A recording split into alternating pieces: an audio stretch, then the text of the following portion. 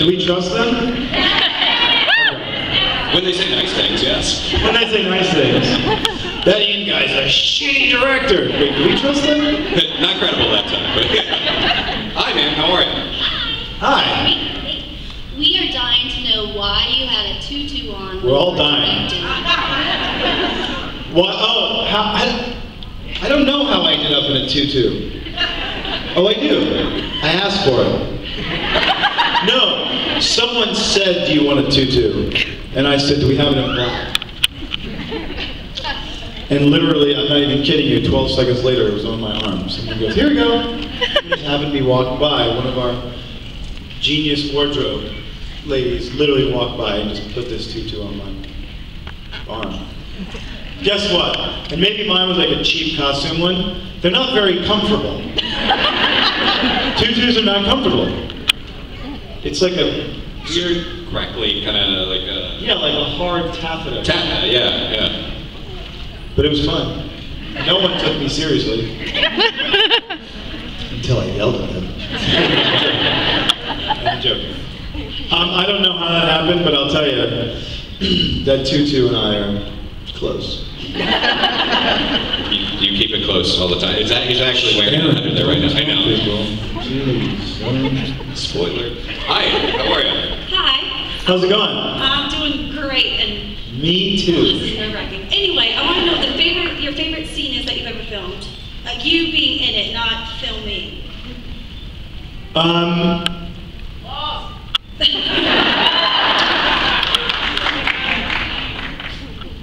I've had some pretty incredible experiences.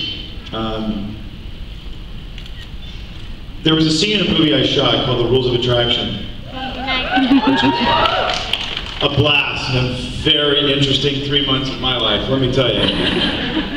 I'm sitting at this table, it was the Ritz-Carlton in Pasadena, California, and I'm sitting at a table with Swoozie Kurtz and Faye Dunaway, two extraordinarily talented, badass women.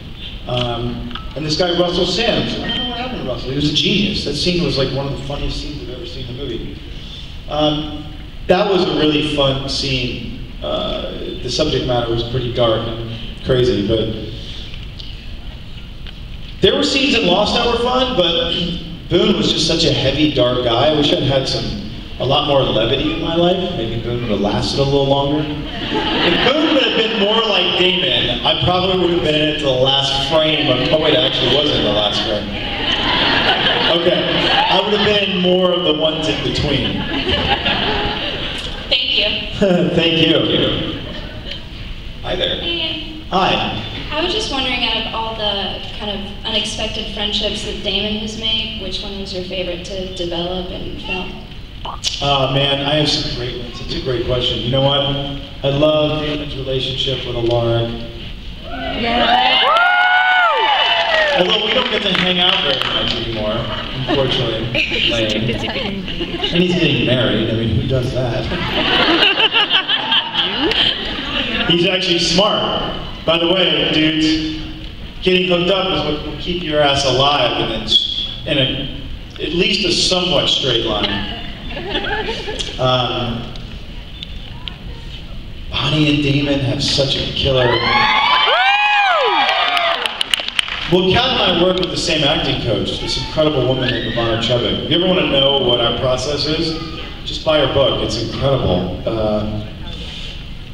What we go through mentally, Kat and I, it's actually pretty profoundly dark and funny sometimes. But Kat and I have this, Katerina Graham and I, when we're on set, we have these weird secret communications. So her and I know what the inner work is.